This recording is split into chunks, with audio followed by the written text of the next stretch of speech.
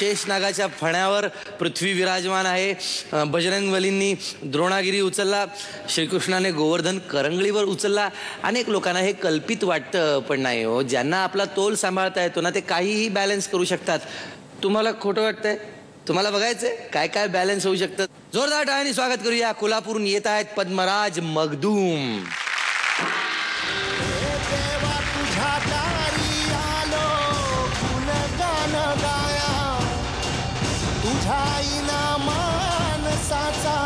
जन्म जाई वाया हे देवा दिली हात उद्धार कराया आबाळाची छाया तुझी जमीनदाराची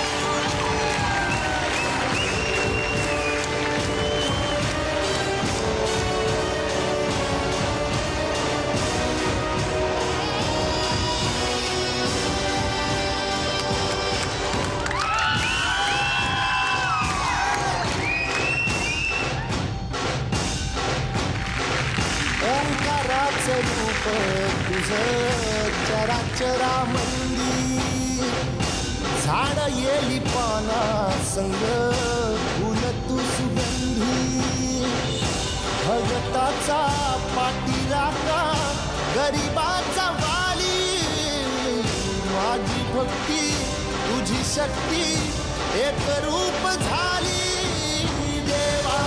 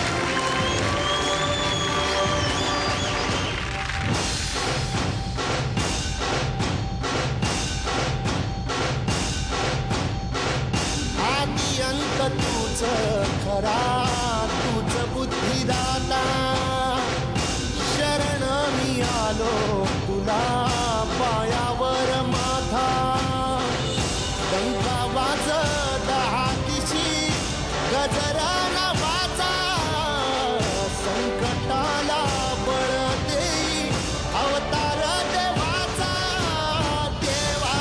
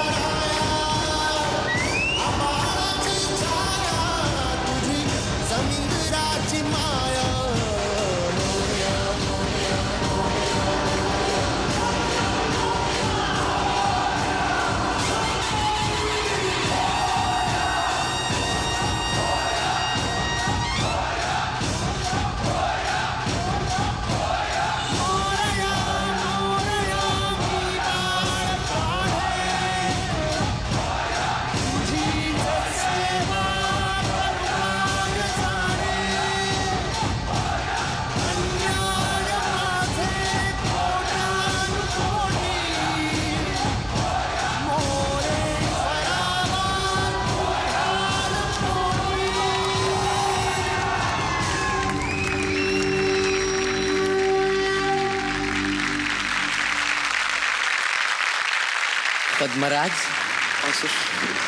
लग्न झालंय का? नाही नाही अजून तरी नाही. हा नाही अजून.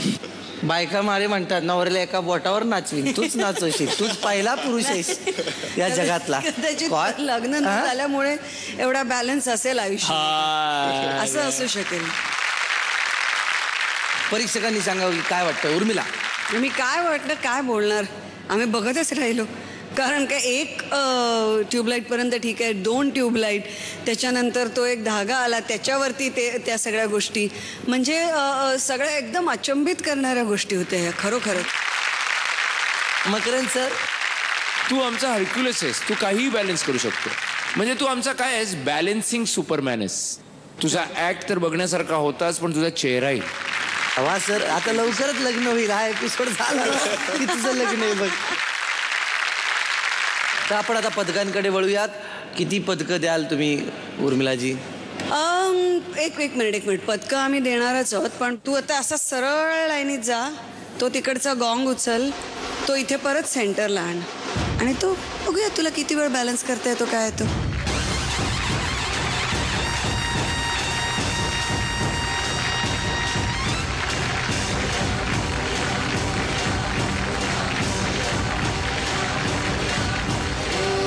देवा तुझ्या दारी आलो नगान गाया, तुझ्या इना मानसाचा जन्म जाई वाया. हे देवा दिली हाक उद्धार कराया, आबाची छाया रवींद्राची माया.